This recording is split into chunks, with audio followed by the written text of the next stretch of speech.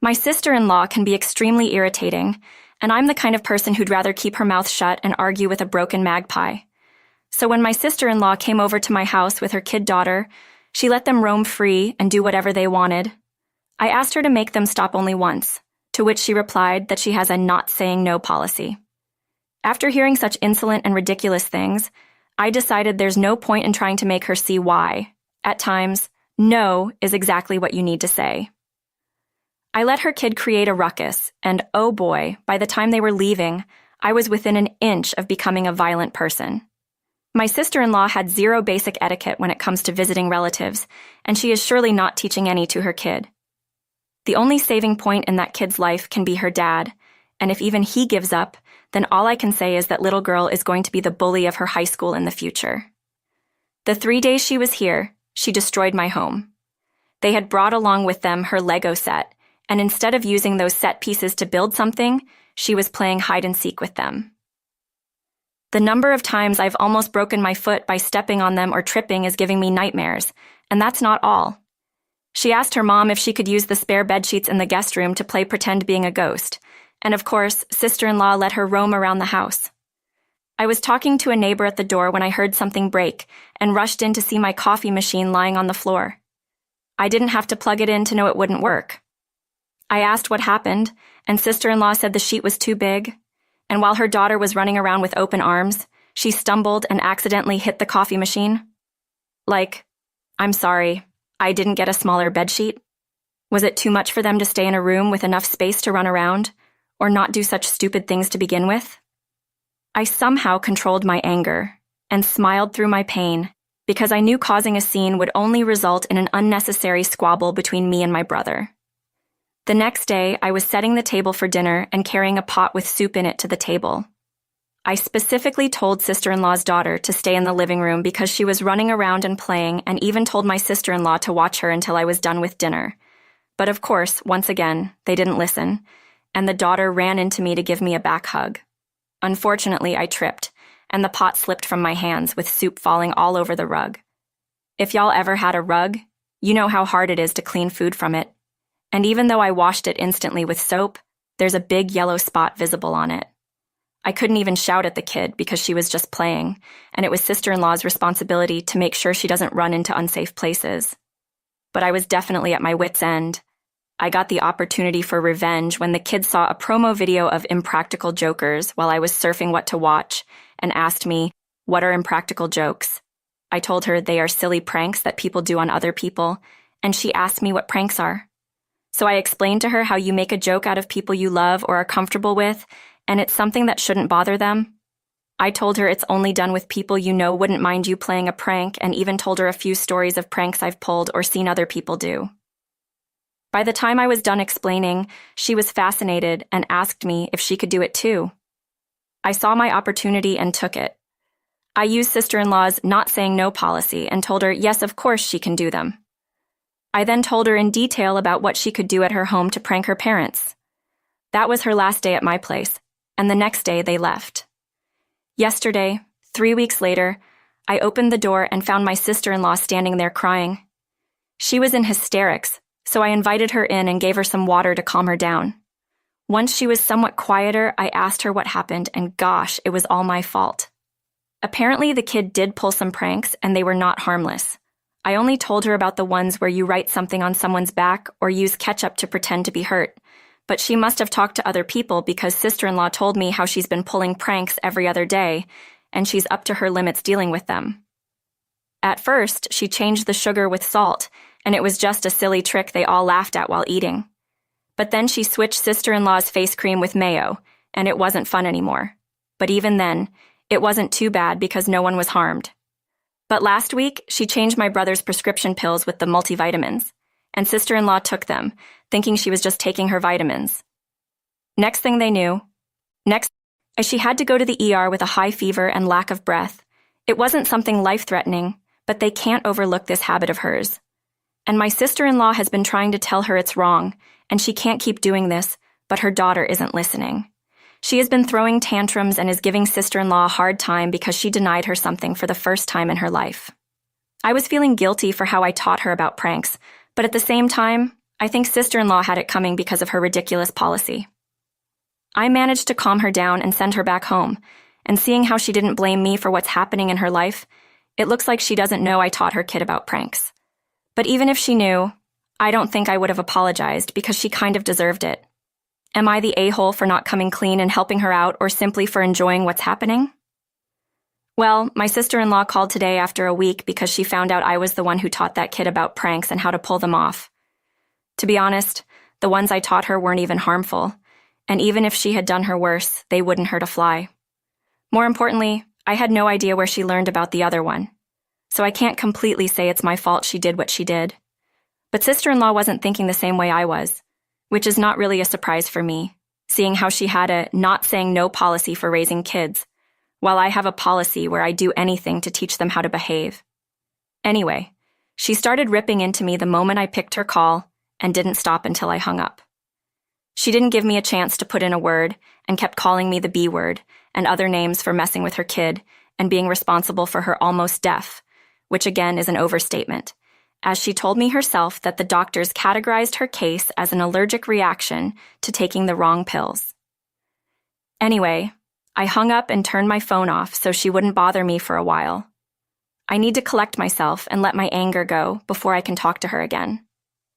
I can't really avoid this conversation because if not her, I have to face my brother, which would be worse. It's been a while since I updated, and that's because the last time I tried talking to my sister-in-law, she absolutely refused to listen to a word of reason I said, and kept on asking me to apologize to her. But I was adamant about not saying sorry. It was her upbringing from the start that the kid didn't know what's right or wrong because of her ideals and policies. They destroyed my house, and all I did in return was teach the kid what pranks are. And it's not like she wouldn't have found out about them a few years into the future. I do feel bad for what happened and how my sister-in-law had to be rushed to the ER, but I still wouldn't take the full blame for it. I still believe she had it coming and needed to learn how to say no to her kid. So my sister-in-law told my brother about everything that happened, and he called me to ask me to apologize to his wife. But I was already so mad with my sister-in-law that hearing my brother ask me to say sorry for something that may or may not have been entirely my fault, I lost it. I told him how he needs to look at his own family and kid before asking me to apologize. I told him how that little devil destroyed my house because his wife refused to control her kid, and I deserve an apology too. I still have the stain on my rug which refuses to come out, and I'm pretty sure I'll end up throwing it away. Well, my brother is just as hot-blooded as me, so we ended up arguing, and now none of us are talking. I met my brother today at my parents' house after 7 months of no contact. It was for Thanksgiving, and we were all invited. Our parents didn't know about us fighting, and a Thanksgiving dinner at our parents' house is uncommon, so I didn't think they'd invite my brother too, but they did, and I only found out when I met them there. I guess it was a good thing that we had months of space because we were all calm and collected now and were able to maintain some kind of peace because of our parents forcing us together. We did end up talking to each other, and by the end of the night, both my brother and I apologized to each other for our behavior. But his wife is still mad at me, and I told my brother in clear terms how I wouldn't apologize because it's not my fault what the kid did. And he said that he understands the blame lies with all of us. He also told me how lately he's taking a bigger part in his daughter's upbringing, and has even succeeded in making her understand how she can't get everything she wants. He told me I should come by the house sometime and see for myself the change, but I think I'm going to pass on it. I doubt very much that my sister-in-law would like me there. NTA, not the a-hole. Your sister-in-law's policy is stupid. What you told the kid is something that she would have found out about eventually. NTA. It's not your job to teach the kid what is good or bad. It's the parent's job. And sister-in-law is an a-hole for not saying no to the kid. The only thing that little girl is learning is how to be a bully, and Princess is going to have a hard time adjusting to this world. My housemate John, 22 male, and I, 24 female, met online last year when we were both looking for an apartment. At first, things were great. Our lifestyles are compatible, and we became friends. But then John became very controlling. For example, he got annoyed with the phone case I used because it wasn't good enough. He bothered me to change it for months until I gave in because he bought me a new one that he liked more. He also would be annoyed if I didn't follow his advice, even if I hadn't asked for it in the first place. This behavior worsened until a pattern emerged. John would lose his temper over something minor and yell at me. Then he would cry and apologize. Then months would go by, and it would repeat. I'm so anxious because I'm always walking on eggshells around him. The smallest things make him upset, like opening my bedroom window while he cooked something in the kitchen. John took this as an insult to his cooking somehow. This all became too much for me, and I told John that I'm moving out. My name isn't on the lease, only John's, so I can leave without consequence. He begged me to reconsider and said that he cannot pay rent on his own. He cried and said that he felt like I didn't value our friendship, and that was why he was so unstable recently. Reluctantly, I agreed to stay for a few more months, but nothing changed. Last week, I approached John again and explained that I am so uncomfortable living here that it is affecting my mental health and making me depressed. I am anxious always now. John got very upset and accused me of ruining things by being depressed. He called me stupid for not seeking help for some personal problems I confided in him a long time ago. I finally had enough and told him that I am moving out, and I no longer care about his ability to pay the rent on his own, and I also no longer want his friendship. I left the house to calm down. When I came back, John was gone. He had left the door unlocked, so I locked it and went to sleep. Well, I woke up later that night to John loudly pounding on the sliding glass patio door next to my bedroom and shouting about me locking him out on purpose. He had climbed the patio about 20 feet off the ground in a rage. Apparently, he hadn't taken his house key when he left earlier, and he was convinced that I locked him out on purpose to mess with him. Instead of calling my phone or ringing a loud doorbell, he decided to climb the patio and bang on the glass door to wake me up. That incident upset me, and I moved out the next morning. Now John is texting me a lot to move back in for one more month while he finds another housemate. I feel bad for him that he cannot pay the rent on his zone and will likely be in trouble with the landlord as a result. But I never want to speak to him again, never mind live with him. Aita, am I the a-hole for moving out and leaving an ex-friend in a bad financial situation? Thanks. NTA. I don't care what John's deal or diagnosis is. The fact he climbed 20 feet off the ground to get to you from the patio instead of calling or ringing the doorbell is absolutely wild. Do not go back. Do not continue speaking to John. Keep your new location whereabouts private. Oh, and change your phone case back to whatever you had before. NTA. Jones sounds completely unhinged and clearly has some issues he needs to work through. You're lucky that you're not on the lease, but on his end, if he couldn't afford it on his own, he should have insisted that you signed it too. This part is kind of his fault. You've done the right thing by leaving that awful environment. Pass go, collect $200, never look back. John was never your friend. He's just a thankfully now ex-housemate you met online who developed some weird, misplaced obsession with you. For context, I'm currently 16, female. Dad moved to a different city for work when I was 7. At the time, I was living in my paternal grandmother's house with her, my mother who worked, and a full-time maid for me because my grandmother was clear about not wanting to attend to a kid all the time.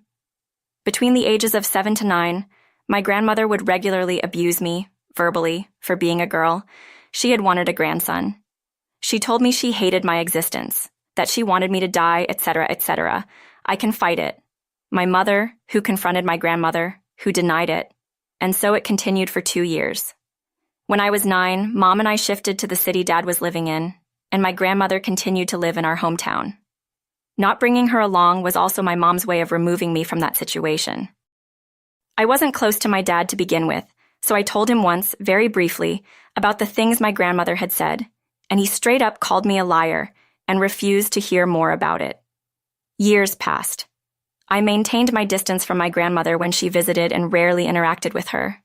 As my confidence grew, I was upfront with her about why I didn't want to be close to her whenever she'd complain about me not calling her or whatever.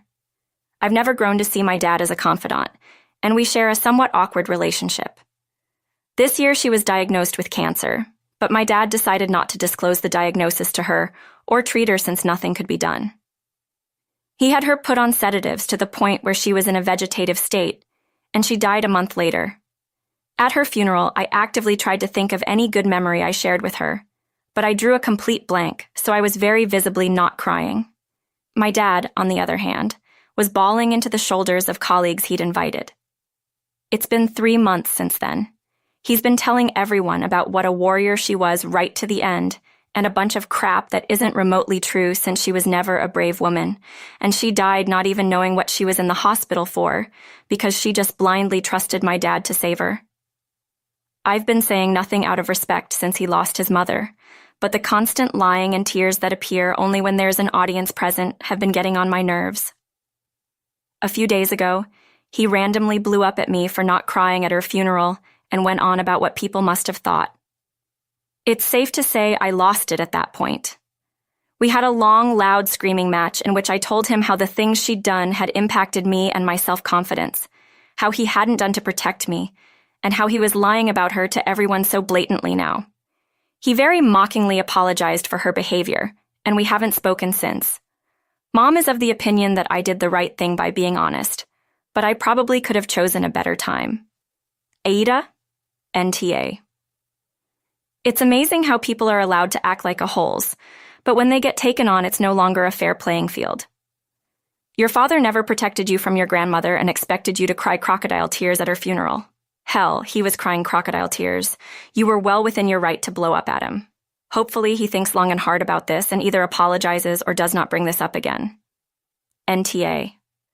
She was abusive to you, and you have every right to tell your story. You don't owe her or your dad silence on the subject.